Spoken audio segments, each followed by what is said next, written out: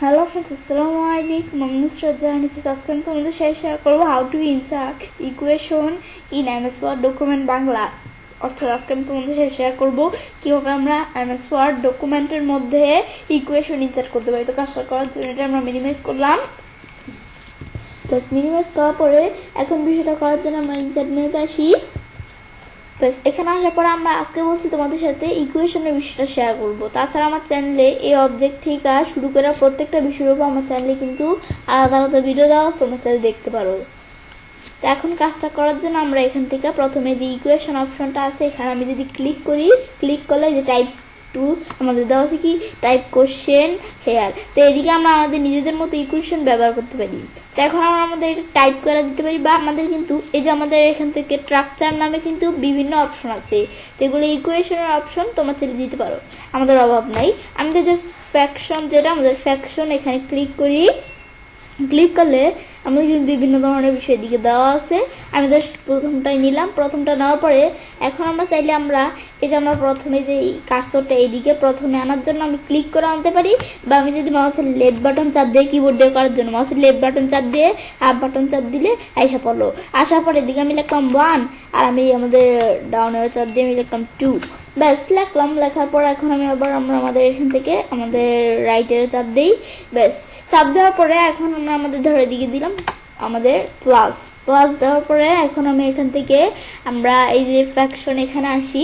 আসার পর আমাদের ধরো বিভিন্ন ধরনের ফ্যাকশন দেওয়া আছে, তো আমি এখান থেকে ধরো এই ফ্যাকশনটা দিলাম। দেওয়ার পর এখন আমি ধরো আমাদের কি দিব, আমরা বলছি লেফটের চাপ দিয়ে আপার চাপ দিলেই হবে। এখন আমি ধরো লিখলাম 3, পর আমরা ডাউনের চাপ দিয়ে লিখবো কি 4। বেশ লেখার পরে আবার আমরা লেফটের চাপ দিয়ে চাপ দেওয়ার পর মাইনাস লিখি। ব্যাস লেখার পর আমি এটা যখন লিখলাম, লেখার পর আবার আমরা ফ্যাকশনে আসলে আমি ধরে যে এটা দিলাম। দেওয়ার পরে এখান থেকে এটা কীরকম ইউজ করব, আমি বলছি লেফটের চাপ দিয়ে আপের চাপ দিলেই হবে। লেফটের চাপ দেওয়ার পর আপের চাপ দিলাম। দেওয়ার পর আমরা এখান থেকে 3, 4 পর আমি ধরো এখান থেকে 5, যা তোমরা যা লিখতে চাও, আমি ধরো এখানে লিখলাম 2, এদিকে লিখলাম আমরা 3, এরকম তোমরা এখান থেকে কিছু বিষয় এগুলো ব্যবহার করতে পারো। ব্যাস এগুলো আমরা চাইলে ইউজ করতে পারি। দেখো এভাবে চলে আসলো। ব্যাস এটা আমরা দেখলাম এই যে আমাদের ফ্যাকশনের বিষয়টা। ব্যাস এগুলো আমরা ফ্যাকশনের বিষয় করতে পারি। ব্যাস এখন আমি এখান থেকে ফ্যাকশনের বিষয়গুলো যখন করলাম, করার পরে আমি যদি বিষয়গুলো সিলেক্ট করতে চাই, তাই এভাবে আমি মাউসের এভাবে টান দিয়েও সিলেক্ট করতে পারি, বা এই যে অপশন আছে এখানে যদি ক্লিক করি, ক্লিক করলেও পুরো বিষয়টা সিলেক্ট হয়ে যাবে। একভাবে করলেই হচ্ছে, তোমার যেভাবে প্রয়োজন আমি ধর টান দিয়ে এভাবে সিলেক্ট করি। বা সিলেক্ট করার পরে আমি চাইলে হোম মেনুতে গিয়ে এগুলো ফরম্যাটিং করতে পারি। আমি ধরো একটা সাইজ একটু বড় করব, আমি চাইলে এগুলো সাইজ একটু বড় করতে পারি। দেখো আমাদের এই যে এতটুকু করবো, এই দেখো সাইজ বড় হয়ে গেল। বোল্ড করতে পারি, ইটালি করতে পারি, ঠিকমতো হয়ে দিলে দেখো ইটালি চলে গেল। আবার আমি টিকমার্ক দিলে দেখো হালকা হালকা ইটালি চলে আসবে। কিন্তু এখন এটা পর আমরা এই যেগুলো দিতে পারি। পর আমি চাইলে এখান থেকে এই যে ফিল কালার, পর আমার টেক্সের কালার দিতে পারি। আমি যদি ফিল কালার প্রয়োজন এই দিলে দেখো ফিল কালার চলে আসলো। এগুলো আমি চাইলে ফিল কালার মিল কালার দিতে পারি। আবার সিলেক্ট করে ডিলিট চাপ দিলে তো ডিলিটই হয়ে গেল। ব্যাস এটা আমরা দেখলাম। দেখার পর আবার ইনসার্ট মেনুতে এসে ইকুয়েশনে ক্লিক করি। ক্লিক করলে আমরা আমাদের কিন্তু এই ইকুয়েশন অপশন আবার চলে আসলো। আসার পর টাইপ টু হেয়ার আমরা আর কিছু টাইপ করতে চাই। এখন আমি ধর স্ক্রিপ্ট এটা ইউজ করব, তো এখানে ক্লিক করার পর এই স্ক্রিপ্ট এটা দিলাম। তো এই স্ক্রিপ্ট এগুলো আমরা আমাদের ধরো কীভাবে, এটা ধর আমরা এ স্কোয়ার প্লাস বি স্কোয়ার এমন একটা কিছু আমরা করতে পারি এখান থেকে। আমি ধর এই যে এখান থেকে আমার লেফটের চাপ দিলাম, এ দেখো প্রথমে কাজটি চলে আসছে। আসার পর এখন আমি ধরো এদিকে আমরা আমাদের কি লিখি, ধর এদিকে লিখলাম কি আমাদের এখান থেকে 2, এদিকে 2 লিখলাম। আর আমরা আমাদের এখান থেকে আমি ধরো আমরা ডাউনার চাপ দিয়ে আমাদের পরে লিখলাম কি আমাদের এ। ব্যাস এখন এই যে আমরা এখান থেকে এটা লিখলাম। লেখার পরে আমরা আমাদের লেফটের চাপ দিই, চাপ দেওয়ার পর প্লাস লিখলাম। লেখার পরে এখন আমি এখান থেকে আমাদের আবার এখান থেকে স্ক্রিপ্টে আসি। আসার পর আবার এটাও নিতে পারি, বা আমি যদি এরকমও নিতে চাই নিতে পারি। তোমরা এখান থেকে আমি ধরো প্রথমটাই নিলাম। নেওয়ার পরে এখন আমি এভাবে আমরা লেফটের চাপ দিয়ে লিখলাম ধরে 3, আর আমরা ডাউনের চাপ দিয়ে আমরা লিখলাম বি। ব্যাস এখন আমরা এই যে স্কোয়ার প্লাস বি স্কোয়ার এরকম এগুলো আমি চাইলে আমাদের বীজগণিতের বিষয় কিছু এগুলো আমি চাইলে এই যে দিক থেকে লিখতে পারি। ব্যাস এখন আমি এটা দেখলাম, এইভাবে বিষয়টা আমরা করলাম। এই যেগুলো আমরা লিখতে পারি। পরে আমি তো বলছি আমি যদি এখান থেকে ফরম্যাটিং করতে চাই, তো এইভাবে আমরা সিলেক্ট করার পর আমি ইনসার্ট মেনুতে যাব। যাওয়ার পরে আমি এখন ফরম্যাটিং করার জন্য আমি কি ফরম্যাটিং করব, আমি কি লেখার সাইজ বড় করব, নাকি আমাদের কি করবো, পর আমরা এখান থেকে যে লেখা সাইজটা বড় করি, দেখো আমাদের বড় করলে কত বড় হয়ে যায়। পর আমরা চাইলে এই যে লেখা ফরম্যাটিং করতে পারি, লেখা ফরম্যাটিং হয়, পর আমরা এগুলো করতে পারি। ব্যাস এটা আমরা চাইলে এই হাইলাইট কালার আমাদের এই বিষয়গুলো একটু দেখলেই বুঝতে পারবো। এগুলো আমি যদি দিতে চাই তোমরা চাইলে এগুলো দিতে পারো। ব্যাস এটা আমরা দেখলাম এই বিষয়গুলো। আর আমি তো জানি সিলেক্ট করে ডিলিট চাপ দিলে কিবোর্ড থেকে বা ব্যাক স্পেস চাপ দিলে ডিলিট হয়ে যায়।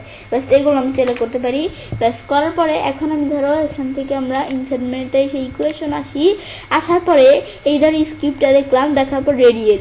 তোমরা যদি রেডিয়াল ইউজ করতে চাও তাহলে সেম এটা সিলেক্ট করে রেডিয়াল আমরা কিরকম দিব আমি ধরো এখান থেকে দিতে পারি। এটা আমি ধরো 5 লিখলাম বা আমি ধরো 3 দেখলাম, দিলে কিন্তু চলে আসলো। এগুলো আমি এখান থেকে চাইলে লিখতে পারি।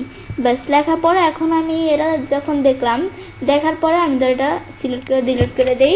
ডিলিট করার পরে আমরা আমাদের যে ইকুয়েশনের বিষয়টা আমি ইনসার্ট মেনুতে যাই, যার পর ইকুয়েশনের বিষয়টা আমি ক্লিক করি।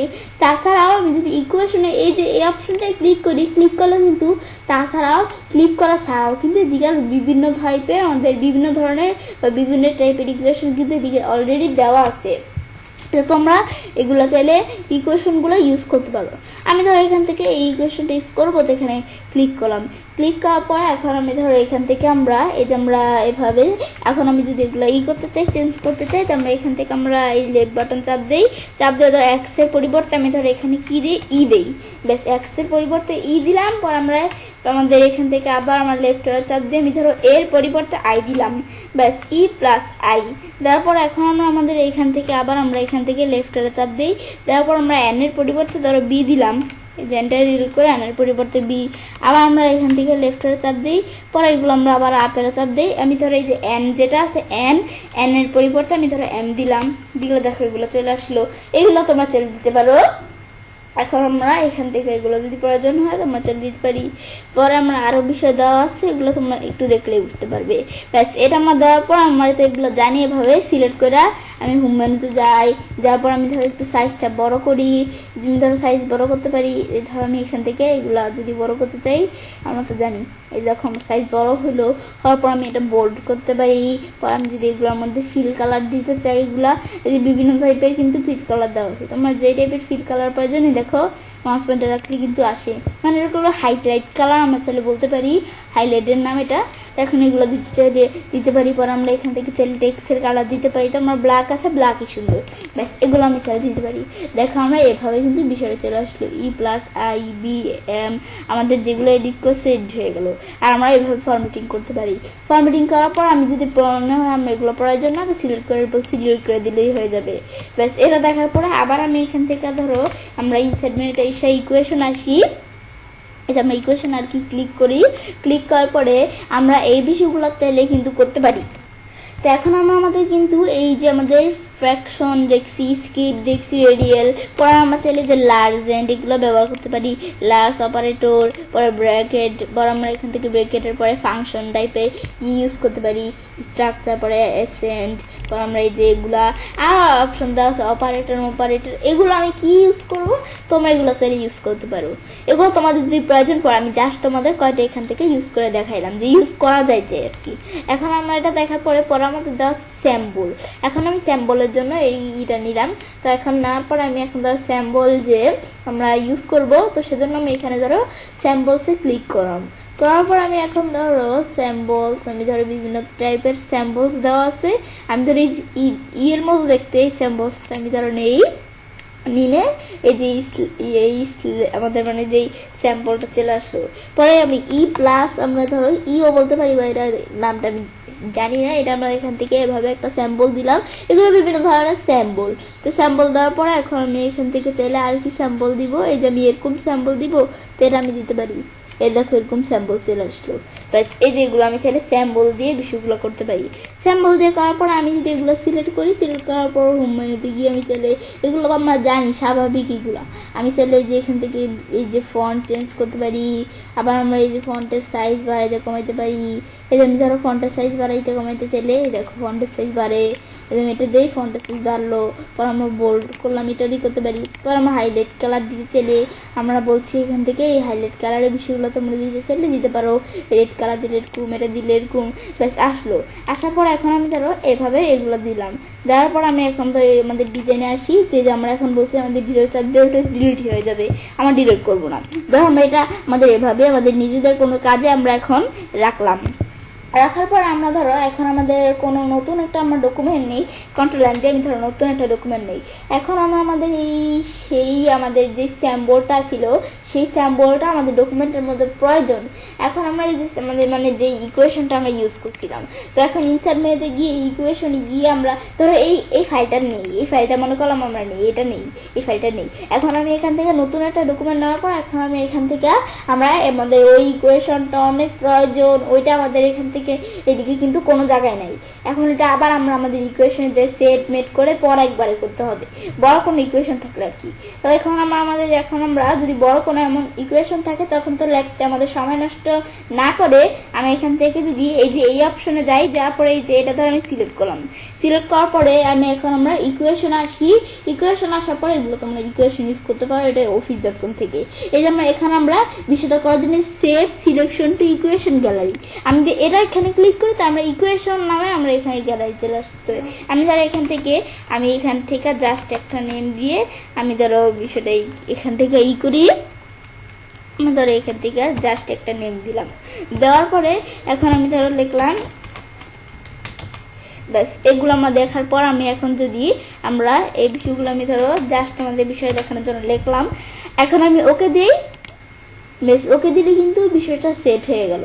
সেট হওয়ার পর এখন আমি ধরো আমাদের নতুন যে ডকুমেন্টটা নিলাম, নেওয়ার পর আমি এখন যদি এই যে ইকুয়েশন আসলে আমরা কিন্তু ওই যে আমরা যে ইকুয়েশনটা মধ্যে আমরা সেট করে রাখছিলাম ইকুয়েশন গ্যালারির মধ্যে, তো ইকুয়েশনে এখানে ক্লিক করার পর আমি ধরো বিভিন্ন এই যে ইকুয়েশন গ্যালারির মধ্যে বুলেটিন এর মধ্যে এই যে আমি দেখি কোন জায়গায় এটা আছে, আমি খুঁজি, এই দেখো এই যে আমাদের বিষয়টা আমি যে করছিলাম না, এই যে আমাদের বিষয়টা, এই যে আমাদের যেই নামে সেভ করছি এই নেমটা কিন্তু এদিকে আসছে।